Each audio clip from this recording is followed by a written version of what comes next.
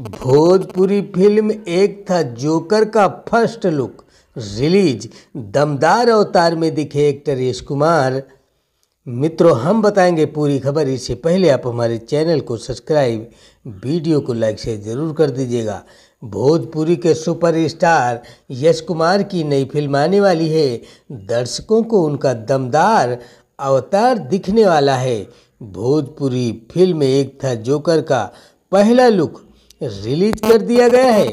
Social media पर actor के नए लुक को रिलीज किया गया है।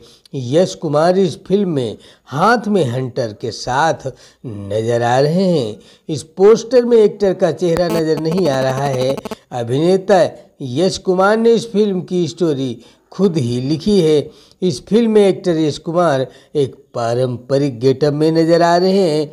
ये फिल्म एक अलग प्रकार की फिल्म होने वाली है, जिसका निर्माण एक भव्य पैमाने पर किया जा रहा है।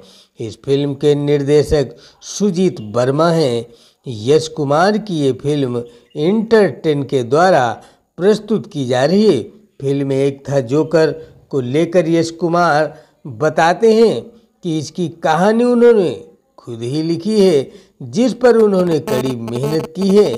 फिल्म को लेकर उनकी सोच ये रही है कि वो एक ऐसी फिल्म लेकर के आए जो भोजपुरी सिने स्क्रीन पर दर्शकों ने आज तक न देखी हो। इस फिल्म का पोस्टर रिलीज होने के बाद दर्शक इस फिल्म का बेसब्री से इंतजार कर रहे हैं।